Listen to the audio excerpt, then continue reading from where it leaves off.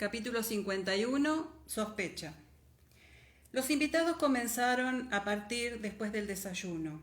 Yocasta y Duncan, viva imagen de la pareja unida y feliz, los despedían desde la terraza mientras la fila de carruajes y carretas descendía lentamente por la calzada. Los que vivían río abajo esperaban en el muelle. Las mujeres aprovechaban para intercambiar recetas y cotilleos en el último momento, mientras los caballeros encendían las pipas y se rascaban. ¡Qué bien! Libres de las ropas incómodas y las pelucas formales, la verdad, qué incordio. Los sirvientes, todos con mala cara, aguardaban sentados sobre el equipaje, boquiabiertos y con los ojos enrojecidos, pobres, se llevaban la peor parte. «Pareces cansada, mamá».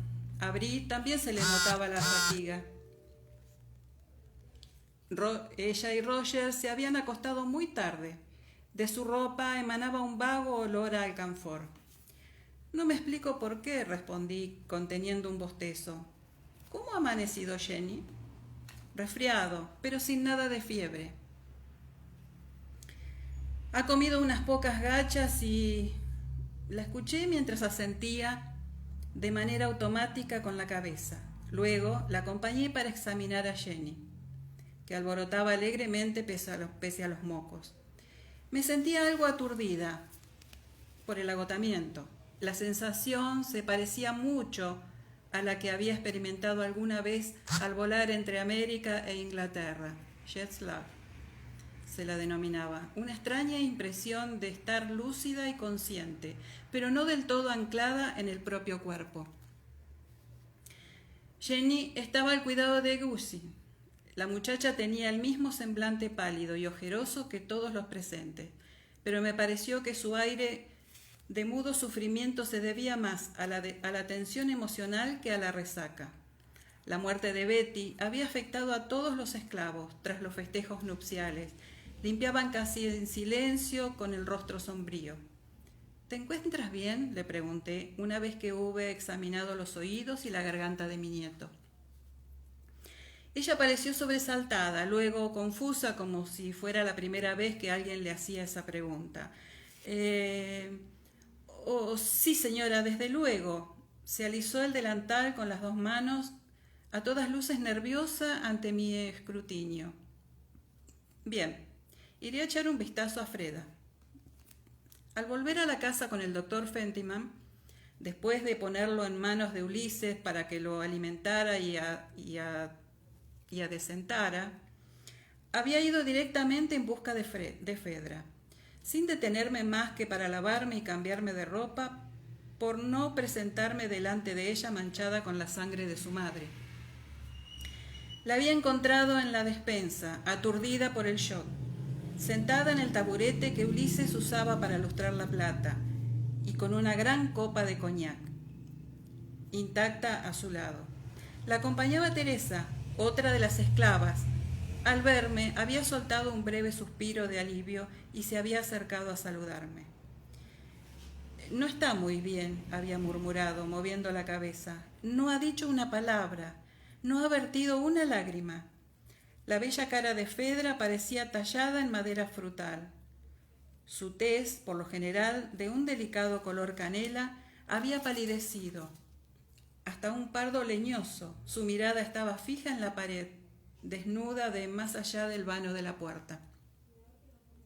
Le apoyé una mano en el hombro. Estaba tibio, pero tan inmóvil que podría haber sido una piedra al sol. «Lo siento», le había dicho en voz baja, «lo siento mucho». El doctor Fentiman la atendió e hizo todo lo que pudo.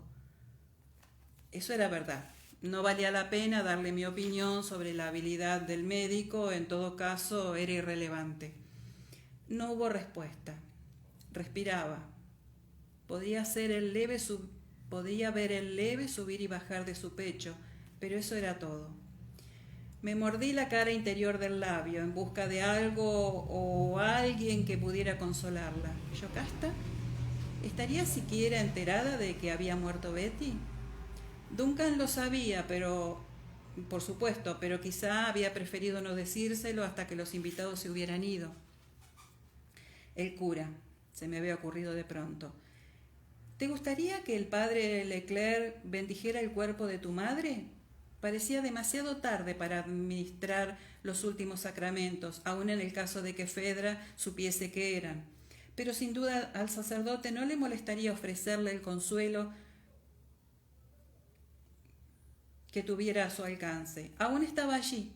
Momentos antes ya lo había visto en el comedor, liquidando una bandeja de costillas de cerdo, huevos fritos con salsa de carne. Grosso desayuno. Un leve estremecimiento había recorrido el hombro bajo mi mano. La bella cara inmóvil había girado hacia mí los ojos opacos. ¿De qué servirá?, había susurrado. Pues, bueno, busqué a ciegas una respuesta, pero ella ya había vuelto a fijar la vista en una mancha de la mesa. Al final, había acabado dándole una pequeña dosis de láudano, ironía que ignoré resueltamente, para que se durmiera, y le había indicado a Teresa que la acostara en el catre donde solía dormir, en el vestidor de Yocasta. Ahora abrí la puerta del vestidor para ver cómo estaba. El cuarto era pequeño, oscuro y sin ventanas. Olía a almidón, pelo quemado y la suave fragancia floral de Yocasta. A un lado había un gran armario con su correspondiente chifonier. Al otro, un tocador. Un biombo plegado delimitaba el rincón opuesto. En la parte de atrás estaba el catre de Fedra.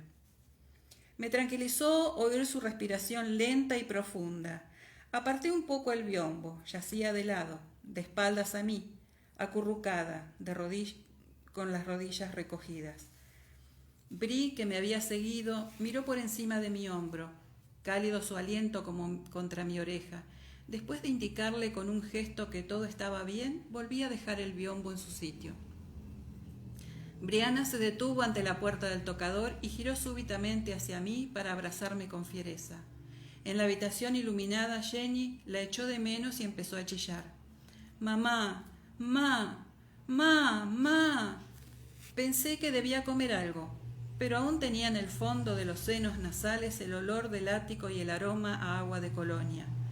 En el comedor quedaban todavía algunos invitados, amigos personales de Yocasta, que aún se quedarían un día o dos. Saludé con sonrisas al pasar, pero en vez de sentarme con ellos, me encaminé hacia las escaleras que llevaban al segundo piso. El dormitorio estaba desierto, con los colchones al aire y el hogar limpio. Habían abierto las ventanas para ventilar la habitación. El ambiente estaba frío, pero en paz. Mi manto seguía colgado en el guardarropa. Me acosté sobre la funda del colchón, cubierta con el manto, y me dormí al instante. Desperté justo antes del ocaso, hambrienta, con una extraña mezcla de alivio y desasosiego. El alivio quedó explicado al segundo. El olor a sangre y flores había dado paso al aroma de jabón y lino calentado por el cuerpo. La pálida luz dorada que entraba por la ventana iluminaba la almohada, con un largo pelo rojo en el hueco dejado por una cabeza. Jamie había venido para dormir a mi lado. Como si mi pensamiento lo llamara, él abrió la puerta y me sonrió. Estaba afeitado y peinado, con ropa limpia y claros los ojos. Parecía haber borrado cualquier rastro de la noche anterior, salvo la expresión de su cara al mirarme. Sucia y desaliñada, como estaba yo, en contraste con su pulcro aspecto, me calenté en la ternura de sus ojos, pese al frío de la habitación.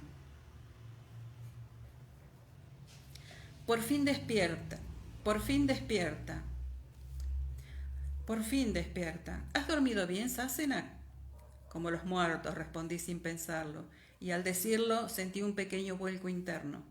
Él lo vio reflejado en mi cara y al instante vino a sentarse a mi lado. ¿Qué sucede? ¿Has tenido algún mal sueño?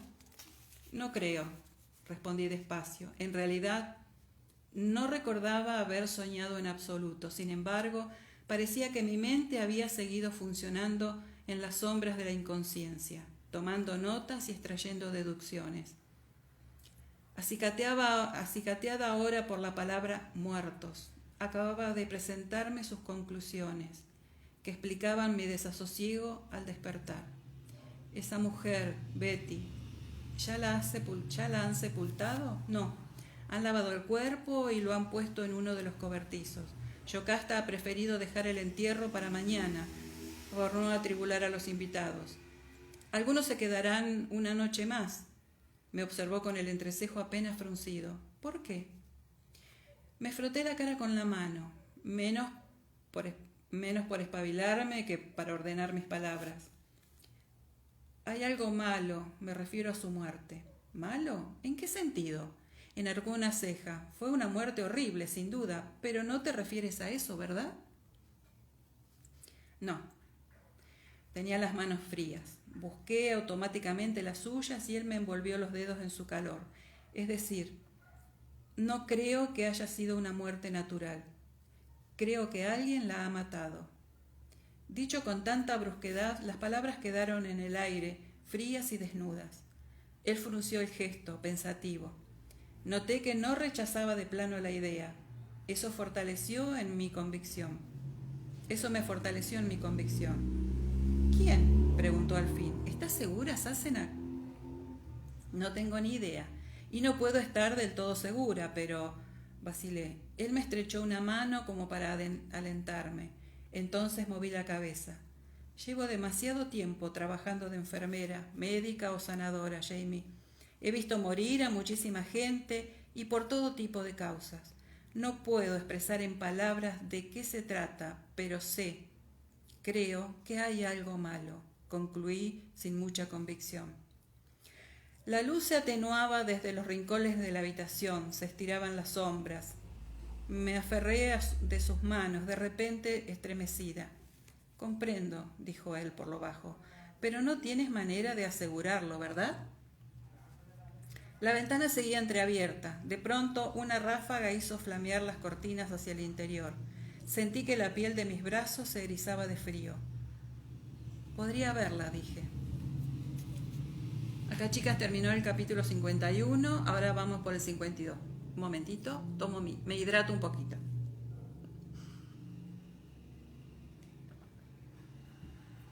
Capítulo 52, el final de un día agitado. El lugar donde habían puesto el cadáver estaba muy lejos de la casa. Era un pequeño cobertizo para herramientas, edificado junto a la huerta. La luna menguante, aunque ya baja, aún daba luz suficiente para ver el camino de piedras que atravesaba el jardín. Los frutales se extendían como negras telarañas contra los muros. Alguien había estado cavando. Al percibir la fría humedad de la tierra removida, me estremecí sin poder evitarlo. Evocaba gusanos y moho. Jamie me apoyó una mano en la espalda. ¿Estás bien, Sassenach?, susurró. Sí. Me cogí de su mano libre para reconfortarme. No era posible que sepultaran a Betty en la huerta. Sin duda habían cavado para algo más prosaico, plantar cebollas o guisantes temprano. Aunque la idea me consoló, aún me recorrían escalofríos de aprensión por la piel. El propio Jamie no estaba en absoluto tranquilo, aunque a simple vista pareciera tan entero como siempre. La muerte no le resultaba extraña ni le inspiraba miedo, pero por ser celta y católico creía firmemente en un mundo invisible que se extendía más allá de la disolución del cuerpo. En eso estaba implícita la creencia en los Tanajesh, los espíritus, perdón por la pronunciación, y no tenía ningún deseo de encontrarse con ellos. No obstante, puesto que yo estaba decidida, él se enfrentaría por mí con el otro mundo. Me estrechó la mano con fuerza sin soltarla. Respondí de igual modo, profundamente agradecida por su presencia. Más allá de la discutible cuestión de cómo podían afectar mis intenciones al fantasma de Betty, no sabía que la idea de una mutilación deliberada lo inquietaba en lo más hondo, aunque la inteligencia le dijera que un cuerpo sin alma era solo arcilla. Una cosa es ver morir a un hombre a golpes de hacha en el campo de batalla, me había dicho algo antes mientras discutíamos. Eso es parte de la guerra, algo honorable, por cruel que parezca, pero coger un cuchillo y trinchar a sangre fría a una pobre inocente como esa... Me miró con ojos sombríos, atribulados. ¿Estás segura de que es necesario, Claire? Estoy segura, había dicho yo, inspeccionando el contenido del saco. Un gran rollo de vendas de algodón para absorber los fluidos, frascos pequeños para muestras de órganos, el más grande de mis serruchos para hueso, un par de escarpelos. La colección era siniestra en realidad. Yo había envuelto las grandes tijeras en una toalla para evitar que se entrechocaran con los otros utensilios, y las había metido en la bolsa. Luego había medido con tiento mis palabras. Mira, había dicho al fin mirándolo a los ojos, aquí hay algo malo, estoy segura, y si alguien asesinó a Betty, tenemos la obligación de averiguar qué sucedió. Si alguien te asesinara, ¿no querrías que se hiciera todo lo posible para demostrarlo? ¿Para vengarte? Él había guardado silencio durante un largo instante mientras me miraba con los ojos entornados, pensativo. Luego se había relajado. Sí, es cierto, había dicho en voz baja antes de comenzar a envolver el serrucho en la tela. No había vuelto a protestar ni a preguntarme si estaba segura. Se había limitado a decir con firmeza que si yo estaba decidida, él me acompañaría. Eso fue todo. En cuanto a estar segura, yo no lo estaba. Es verdad que tenía una fuerte sensación de que en esa muerte había algo muy raro, pero con la luna helada poniéndose en un cielo vacío, con el viento pasando sus dedos glaciares por mis mejillas, ya no tenía tanta confianza en mi intuición. Betty podía haber muerto no por maldad, sino por accidente. Quizá yo estuviera equivocada. Tal vez se tratara de una simple hemorragia causada por una úlcera del esófago, el estallido de un aneurisma en la garganta o alguna otra falla fisiológica, extraña, quizá, pero natural. ¿No estaría actuando de ese modo solo para reivindicar mis propias facultades de diagnóstico? El viento me infló el capote mientras lo ceñía con una sola mano. Me afirmé en mi decisión. No se trataba de una muerte natural y yo lo sabía. No habría podido decir por qué lo sabía, pero por fortuna Jamie no me lo preguntó. Me vino a la mente un recuerdo fugaz. Joe Abernathy hundía la mano en una caja de cartón llena de huesos, con una jovial sonrisa de desafío diciendo: «Solo quiero ver si puedes hacer lo mismo con un muerto, Lady Jane». Podía y lo había hecho, con el cráneo que él me entregó. El recuerdo de Hayley Duncan me recorrió como hielo líquido. «No tienes por qué hacerlo, Claire». Jamie me apretó la mano. «No por eso pensaré que eres cobarde». Su voz sonaba suave y seria, apenas audible por encima del viento. «Pero yo sí», dije. Él asintió con la cabeza. No había más que discutir. Me soltó la mano y se adelantó para abrir el portón. Jamie se detuvo, y mis ojos, ya adaptados a la oscuridad, distinguieron las líneas nítidas de su perfil. Había girado la cabeza y estaba escuchando. La lámpara velada que llevaba olía a aceite caliente. De su panel calado escapaba un leve resplandor que moteaba su manto con diminutas pecas de luz tenue. Miré a mi alrededor, luego de nuevo a la casa. A pesar de ser tan tarde, aún ardían las velas en el salón posterior, donde se prolongaba una animada partida de naipes. El viento, al cambiar, me trajo un débil murmullo de voces y una risa repentina. Los pisos superiores estaban oscuras, salvo una sola ventana, la de Yocasta. «Tu tía vela hasta tarde», susurré a Jamie. Él se volvió a mirar. «No, es Duncan», corrigió. «Mi tía no necesita luz». Puede que él le esté leyendo en la cama», sugerí, tratando de aliviar la solemnidad de nuestra misión.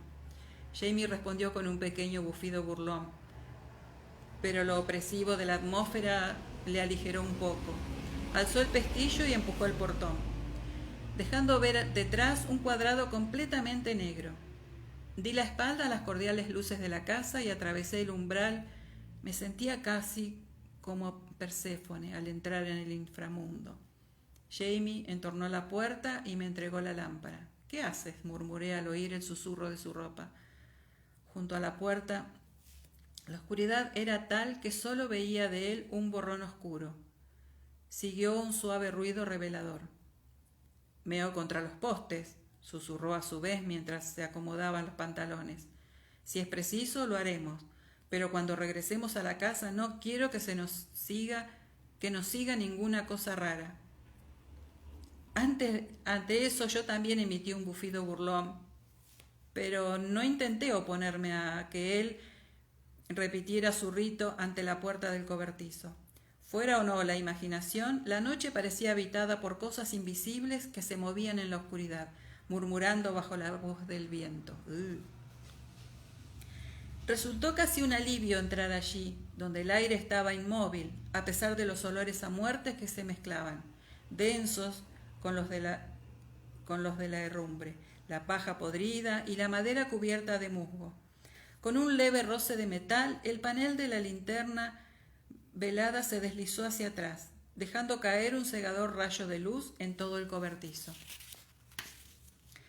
Habían puesto a la difunta en una tabla sobre 2 caballetes. Ya lavada y envuelta con decoro en un sudario de muselina tosca, a su lado vi una pequeña hogaza de pan y una copa de coñac. Sobre el sudario, justo encima del corazón, un ramillete de hierbas secas pulcramente anudadas. ¿Quién las habría dejado? Una de las otras esclavas, sin duda.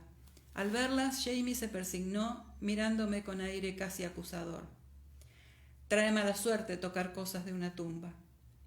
Estoy convencida de que es solo si las robas, le aseguré, en voz baja. Pero yo también me persigné antes de coger los objetos para ponerlos en el suelo en un rincón del cobertizo. Cuando acabe, los devolveré a su sitio. Espera un momento, Sassenach, no los toques. Y sacó una pequeña botella del fondo de su manto. La descorchó y, medio tapándola con los dedos, salpicó un poco de licor sobre el cadáver, murmurando una apresurada oración gaélica. Reconocí la invocación a San Miguel para que nos protegiera de demonios, espíritus sepulcrales y cualquier otra cosa de la que se pasean en la noche. Muy útil. ¿Es agua bendita?, pregunté incrédula. Por supuesto. Me la ha dado el padre Leclerc. Después de hacer la señal de la cruz sobre el cadáver, posó un instante la mano en la curva envuelta de la cabeza. Por fin, de mala gana, me indicó que procediera. Con uno de mis escarpelos corté con cuidado la costura del sudario. Había traído una aguja fuerte e hilo encerado para coser la cavidad del cuerpo. Con un poco de suerte podría reparar también el sudario, de modo que nadie se percatara de lo que había hecho. La cara estaba casi irreconocible. Las mejillas redondas habían quedado flojas y hundidas. El suave lustre de la negra piel había quedado reducido a un gris ceniciento. Los labios y las orejas tenían un tinte lívido. Eso me facilitó las cosas. Obviamente eso era solo una corteza, no la mujer que yo había conocido. Me dije que esa mujer, si aún estaba en la vecindad, no pondría objeciones. Jamie volvió a persignarse y dijo algo suave en gaélico. Luego se limitó a sostener la lámpara en alto para que yo pudiera trabajar. La luz proyectaba su sombra contra el muro del cobertizo, gigantesca y fantasmagórica. Aparté la vista de ella para concentrarla en mi trabajo. La más formal e higiénica de las autopsias modernas es una auténtica carnicería. Esta no era mejor ni peor, solo por la falta de luz, agua e instrumental apropiado. No tienes por qué mirar, Jamie, señalé mientras me apartaba un momento para secarme la frente con la muñeca. A pesar del frío que hacía en el cobertizo, sudaba por el esfuerzo de partir el esternón. En el aire pesaban los fuertes olores propios de un cadáver abierto. En la pared hay un clavo. Si quieres salir un rato, cuelga la lámpara allí. Estoy bien, Sassenach. ¿Qué es eso? Se inclinó hacia adelante, señalando con cautela. Su expresión intranquila había cedido paso a otra de interés. La tráquea y los bronquios, expliqué, siguiendo con el dedo los gráciles anillos del cartílago. Y una parte del pulmón. Si te sientes bien, ¿puedes acercar un poco la luz? La falta de forceps me impedía abrir la caja torácica lo suficiente como para exponer todo el pulmón. Pero lo que tenía a la vista bastaba para eliminar algunas posibilidades. Ambos pulmones tenían la superficie negra y granulosa. Betty tenía más de 40 años y había pasado toda su vida junto a hogares abiertos. Cuando inspiras algo sucio y no lo expulsas tosiendo, como humo de tabaco, hollín, polución, lo que sea, se va depositando poco a poco entre el tejido pulmonar y la pleura, le expliqué, a tiempo que levantaba con la punta del escarpelo un poco de la fina membrana pleural medio transparente. Como el cuerpo no llega a eliminarlo por completo, allí se queda. Si fueran los pulmones de un niño, tendrían un bonito color rosado. ¿Los míos son así? Jamie sofocó una tosecilla de reflejo. ¿Y qué es la polución? El aire de las grandes ciudades, como Edimburgo, donde el humo se mezcla con la niebla que se levanta del agua, gruñí, un poco al retirar las costillas para echar un vistazo a la sombreada cavidad. Los tuyos no deben de estar tan mal, puesto que ha pasado mucho tiempo al aire libre o en lugares sin calefacción. Tener los pulmones limpios es la compensación de quienes viven sin fuego. Es bueno saberlo cuando no hay remedio, pero puestos a elegir, supongo que la mayoría preferiría toser y no pasar frío. Sonreí sin levantar la vista. Estaba cortando el lóbulo superior del pulmón derecho. Sí, así es. No había señales de hemorragia en los pulmones ni sangre en las vías respiratorias, ningún rastro de embolia pulmonar, tampoco acumulaciones de sangre en el pecho ni en la cavidad del abdomen, aunque sí un poco de filtración. La sangre se coagula poco después de la muerte, pero luego vuelve a licuarse gradualmente. Dame un poco más de algodón, ¿quieres? Alguna mancha de sangre en el sudario no preocuparía a nadie, por lo espectacular que había sido su fallecimiento, pero no quería despertar tanta sospecha como para que alguien mirara adentro. Al inclinarme para coger el algodón, apoyé sin darme cuenta una mano en un costado del cadáver. El cuerpo emitió una queja suave. Jamie dio un salto atrás, sobresaltado, y la luz se bamboleó. Yo también había dado un respingo, pero me repuse de inmediato. No es nada, dije, aunque tenía el corazón acelerado y el sudor de la cara se me había enfriado de golpe. Solo es un poco de gas atrapado. Los cadáveres suelen emitir ruidos extraños. Sí. Jamie tragó saliva. Sí, lo he visto a menudo, pero te coge de sorpresa, ¿verdad? Sonrió a medias, con la frente cubierta de una pátina de sudor. Es cierto, se me ocurrió, que sin duda había tenido que vérselas con muchos cadáveres, ninguno de ellos embalsamado, y debía de estar tan familiarizado con los fenómenos como yo, si no más. Apoyé con tiento la mano en el mismo lugar. Como no hubo nuevos ruidos, reanudé el examen. Otra diferencia entre la autopsia improvisada y las modernas era la falta de guantes. Tenía las manos ensangrentadas hasta la muñeca. Los órganos y las membranas presentaban una desagradable viscosidad. A pesar del frío que hacía en el cobertizo, ya se había iniciado el inexorable proceso de descomposición. Puse una mano bajo el corazón para levantarlo hacia la luz, en busca de manchas en la superficie o rupturas visibles en los grandes vasos. También se mueven de vez en cuando, añadió Jamie después de un minuto. Su voz tenía un tono extraño. Levanté la vista, sorprendida. Sus ojos, aunque fijos en la cara de Betty, tenían una expresión extraña, como si estuviera viendo otra cosa. ¿Quiénes se mueven? Los cadáveres. Se me puso la carne de gallina en los antebrazos. Era cierto, pero habría preferido que reservara ese comentario para otra ocasión. Sí, dije tan despreocupadamente como pude. Es un fenómeno post-mortem, bastante común, movimiento de gases por lo general. Una vez vi a un muerto incorporarse, dijo él en el mismo tono que yo. ¿En un velatorio? ¿No estaba muerto de verdad? No, en una hoguera, y estaba bien muerto. Levanté de golpe la mirada. Aunque su voz sonaba inexpresiva, en su rostro se reflejaba una profunda abstracción. Volvía a ver la escena, cualquiera que hubiese sido.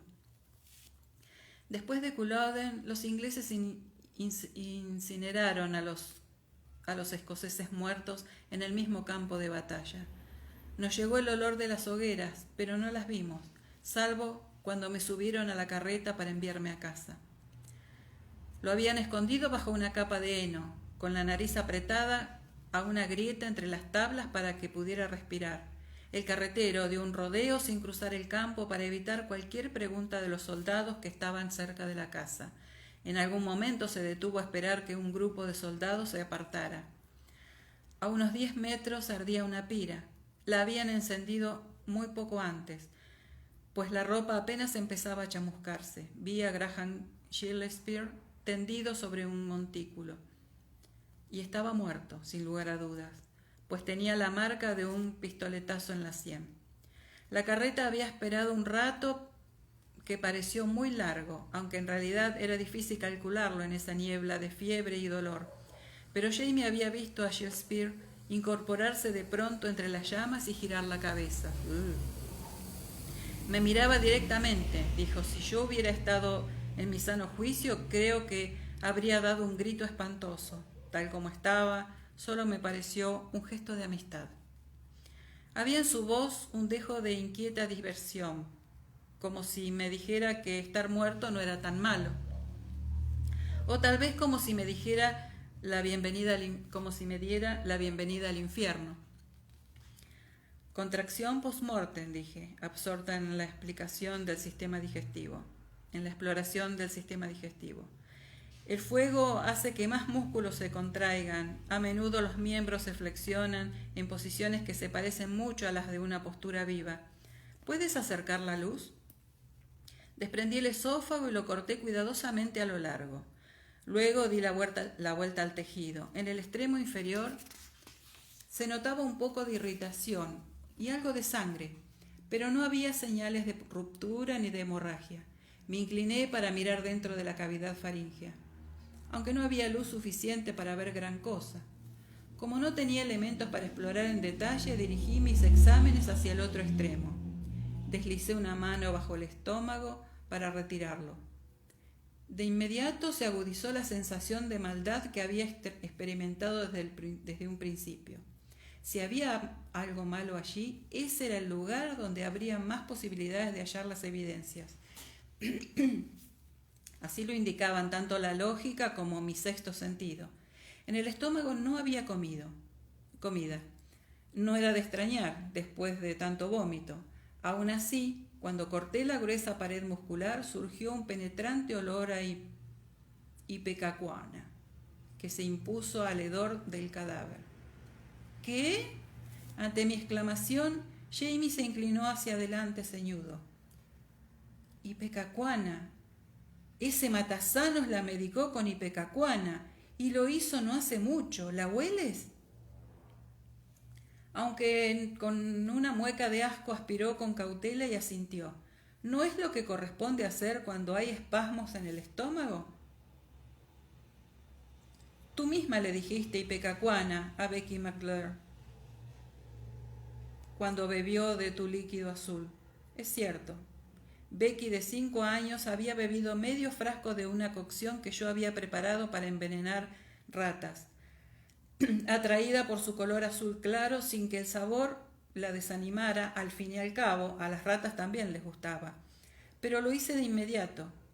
Dárselo después, cuando el veneno o el irritante ya ha salido del estómago, no tiene sentido. ¿Podía Fentiman saber eso con los conocimientos médicos de su época? Probablemente había vuelto a medicarla con ipecacuana porque no se le ocurría otra cosa. Con el entrecejo arrugado, regresé a la gruesa pared del estómago. Esa era la fuente de la hemorragia. Sí, La pared interior estaba áspera y de color rojo oscuro como carne picada. Había allí una pequeña cantidad de líquido, linfa, clara, que comenzaba a separarse de la sangre coagulada. ¿Crees que pudo ser la ipecacuana lo que la mató?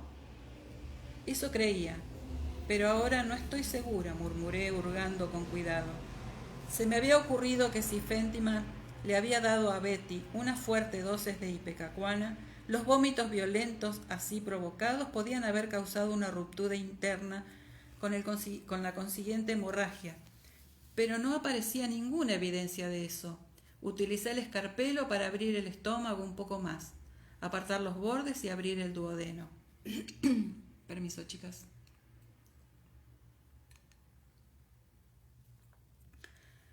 ¿Puedes darme uno de esos frascos vacíos y la botella de lavado, por favor? Jamie colgó la lámpara del clavo y se arrodilló para rebuscar en mi bolsa mientras yo hurgaba dentro del estómago. En los repliegues había un material granuloso que formaban un residuo pálido. Y sin luz, escarbar y sin luz. Al rasparlo, cautelosa, descubrí que se desprendía con facilidad, dejándome una pasta densa y arenosa en la punta de los dedos. Yo no sabía con certeza qué era, pero en el fondo de mi mente se iba formando una sospecha desagradable. Tenía que lavar el estómago, recoger ese residuo y llevarlo a la casa donde podría examinarlo bajo una luz decente cuando llegara la mañana, si era lo que yo pensaba. Sin previo aviso, la puerta del cobertizo se abrió de par en par. La bocanada de aire frío hizo que la llama de la lámpara se avivara de súbito, lo bastante como para mostrarme la cara de Philip Wiley, pálido y espantado en el marco de la puerta. ¿Cuándo no? Me miró algo boquiabierto, pero luego cerró la boca y tragó saliva. El ruido me llegó con claridad. Después de recorrer la escena con la vista, sus ojos volvieron a mi cara convertidos en anchos estanques de horror. Yo también estaba horrorizada. Tenía el corazón en la garganta y las manos congeladas, pero mi cerebro funcionaba a toda prisa. ¿Qué sucedería si él alborotaba? Sería un escándalo terrible, aunque yo pudiera explicar lo que estaba haciendo, y si no podía. El miedo me recorrió en una oleada glaciar. En una ocasión había estado muy cerca de que me quemaran por brujería. Con una bastaba. Al sentir un leve movimiento del aire junto a mis pies, caí en la cuenta de que Jamie estaba agazapado a la sombra, debajo de la mesa. La luz de la lámpara, aunque intensa, era limitada. Yo me encontraba en un pozo de oscuridad que me llegaba a la cintura. Wilde no lo había visto. Lo toqué con la punta de un pie para indicarle que no se moviera. Luego me obligué a dedicar una sonrisa a Philip Wilde, aunque mi corazón palpitaba con furia a la altura de mi garganta. Después de tragar saliva con dificultad, dije lo primero que se me vino a la mente y eso fue: buenas noches.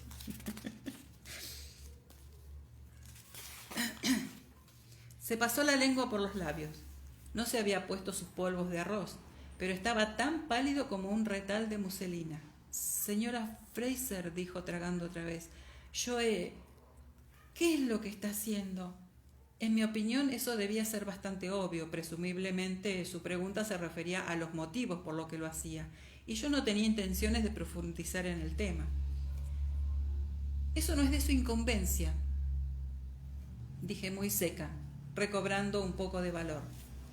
¿Qué hace usted merodeando por aquí a estas horas de la noche? Por lo visto era una buena pregunta. Su cara pasó de inmediato de un desembosado horror a la cautela. Su cabeza se movió como si quisiera mirar por encima del hombro, pero detuvo el movimiento antes de completarlo. Aún así, mis ojos siguieron la dirección del gesto. Detrás de él había un hombre, de pie en la oscuridad, un hombre alto, que ahora se adelantaba, pálido el rostro al fulgor de la lámpara, sardónicos los ojos verdes como uvas espinas. Stephen Bonnet. ¡Oh, my God! «Por los clavos de Roosevelt», exclamé. Entonces sucedió una serie de cosas. Jamie salió de debajo de la mesa como una cobra al ataque. Philip Wilde se apartó de la puerta con un grito sobresaltado y la lámpara cayó al suelo. Hubo un fuerte olor a aceite y coñac desparramados, un suave siseo de llama al encenderse y el sudario caído a mis pies comenzó a arder. Jamie había desaparecido. Afuera se oían gritos y un ruido de pies que corrían sobre el pavimento. Pisoteé la tela en llamas con intención de apagarla. Luego lo pensé mejor. Lo que hice entonces fue empujar la mesa hasta derribarla con lo que en ella había. Cogí el sudario incendiado con una mano para arrojarlo sobre el cadáver y la mesa caída. El suelo del cobertizo estaba cubierto de aserrín, que ya ardía aquí y allá. De un fuerte puntapié arrojé la lámpara rota contra las tablas secas de la pared a fin de volcar el resto del aceite que prendió de inmediato. Desde la huerta llegaban gritos y voces de alarma. Tenía que salir de allí. Recogí mi bolsa y huí en la noche, con las manos rojas y el puño aún apretado en torno a la evidencia. Era la única certeza en el caos imperante. Yo no tenía ni idea de lo que le sucedía, ni de lo que podría suceder a continuación. Pero al menos tenía la certeza de que no me había equivocado. Sin lugar a dudas, Betty había sido asesinada.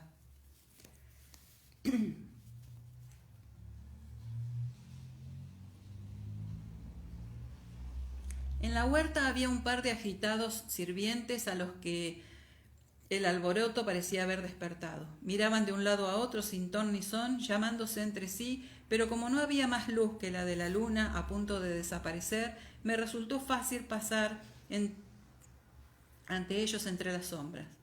Nadie había salido aún de la casa principal, aunque los gritos y las llamas no tardarían en llamar la atención. Me acurruqué contra el muro, a la sombra de un enorme frambueso. Justo cuando el portón se abría de par en par, otros 2 esclavos acudían corriendo desde el establo incoherentes y a medio vestir, gritando algo sobre los caballos. El olor a quemado era fuerte. Sin duda pensaban que el establo ardía o estaba a punto de incendiarse. Mi corazón martilleaba de tal manera que podía sentirlo como un puño en el centro del pecho. Tuve una desagradable visión del corazón flácido que había sostenido en la mano un rato antes, y de lo que debía de parecer el mío en ese momento, un lustroso músculo rojo oscuro que palpitaba sin pensar entre los 2 pulmones en su pulcra cueva. Los pulmones, por cierto, no me funcionaban tan bien como el corazón. Mi aliento surgía breve y con dificultad, en jadeos que yo trataba de sofocar por miedo a ser localizada. ¿Y si rescataban del cobertizo el profanado cadáver de Betty?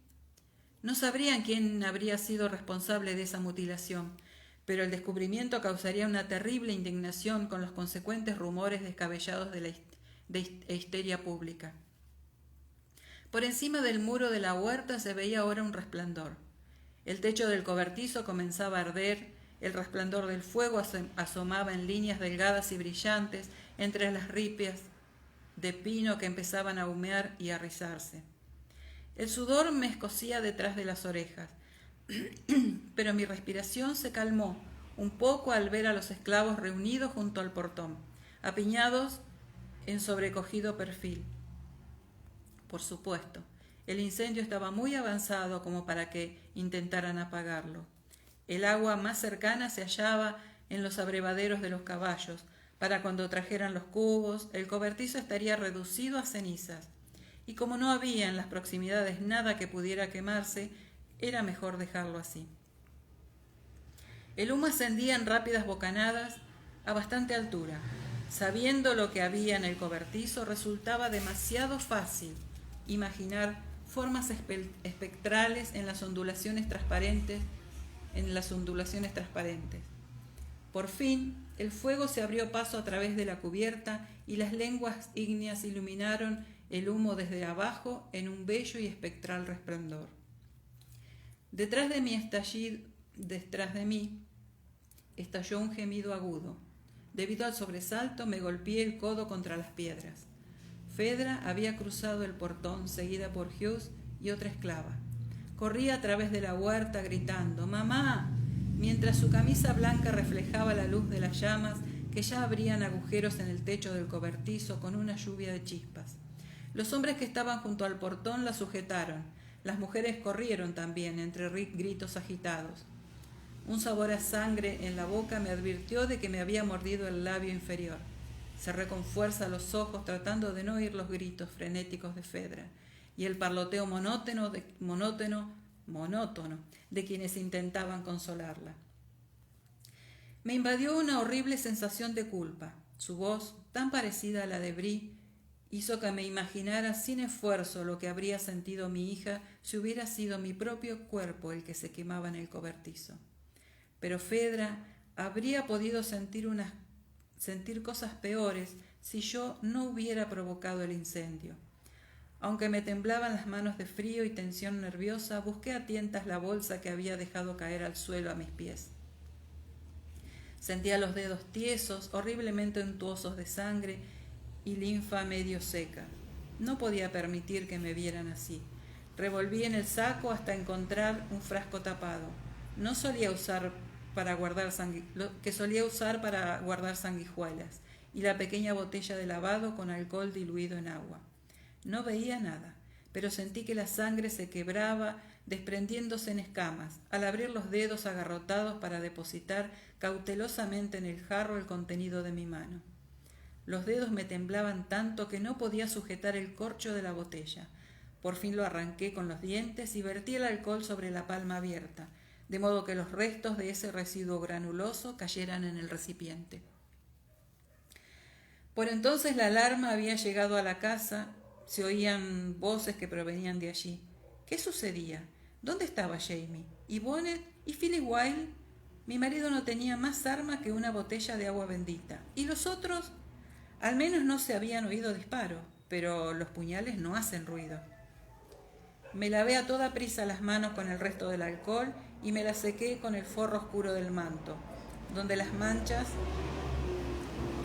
pasarían desapercibidas. Había gente que corría de un lado a otro de la huerta, sombras fugaces a lo largo de los caminos, como fantasmas, a pocos pasos de mi escondrijo. ¿Por qué no hacían ruido? ¿Eran en verdad seres humanos o espectros agitados por mi sacrilegio? De pronto, una de las figuras gritó y recibió la respuesta de otra. Comprendí vagamente que si sus pies no hacían ruido al correr por los ladrillos era porque iban descalzos y porque me zumbaban los oídos. El sudor frío me cosquilleaba en la cara. Mis manos estaban mucho más entumecidas de lo que el aire fresco podía justificar. No seas idiota, Beauchamp, me dije. Estás al borde del desmayo. Siéntate. Debí de hacerlo, pues segundos después volví en mí. Despatarrada bajo los frambuesos, medio reclinada contra el muro. Para entonces la huerta parecía haberse poblado. Pálidas siluetas de invitados y sirvientes que pujaban por hacerse sitio, imprecisas como fantasmas en sus camisas de dormir. Aguardé un minuto, hasta sentirme repuesta. Luego me levanté con torpeza para salir al sendero oscuro, con la bolsa en la mano. La primera persona a la que vi fue al mayor MacDonald. De pie en el camino, contemplaba el incendio del cobertizo, refulgente la peluca blanca a la luz del fuego. Lo aferré por un brazo, provocándole un sobresalto. ¿Qué sucede?, le dije, sin molestarme siquiera en pedir disculpas. ¿Dónde está su marido?, preguntó él al mismo tiempo, buscando a Jamie con la vista. No sé. Por desgracia era muy cierto. Yo también lo estoy buscando. Señora Fraser, ¿está usted bien, querida? Lord Stanhope surgió junto a mi codo, con todo el aspecto de un huevo duro muy animado. Venía en camisa de dormir y su cabeza rapada aparecía asombrosamente redonda y pálida sin la peluca. Le aseguré que estaba muy bien y no mentía. La mayoría de los caballeros presentes iban tan poco vestidos como Stanhope. Solo al notarlo me percaté de que el mayor, en cambio, estaba vestido de arriba abajo, desde la peluca hasta las hebillas de los zapatos. Mi expresión debió de alterarse al observarlo, pues vi que enarcaba las cejas y me recorría con la mirada desde el pelo recogido hasta los pies calzados, como si observara lo mismo en mí. He oído que gritaban fuego Y he pensado que podía haber algún herido, expliqué con serenidad mostrando la bolsa. He traído mi equipo médico. ¿Sabe usted si todos están bien? Hasta donde puedo, comenzó MacDonald, pero de inmediato saltó hacia atrás alarmado y me arrastró por un brazo. La cubierta se dio con un ruido profundo y suspirante, y las chispas se elevaron a gran altura para caer luego entre la multitud reunida en la huerta. Todo el mundo retrocedió entre gritos ahogados. Luego se hizo una de las pausas breves e inexplicables en que todos los miembros de una muchedumbre se quedan de pronto mudos al mismo tiempo. El cobertizo aún ardía, con un ruido de papel arrugado, aunque por encima de él se oía una voz que gritaba a lo lejos. Era una voz de mujer, aguda y quebrada, aunque potente y plena de furia. «¡La señora Cameron!», exclamó Stanhope. El mayor ya iba hacia la casa a todo correr. Bueno, chicas, terminado acá el capítulo 52. Espero que... ¿Qué capítulo, eh? ¿Qué capítulo? Bueno, chicas, muchas gracias por estar y bueno,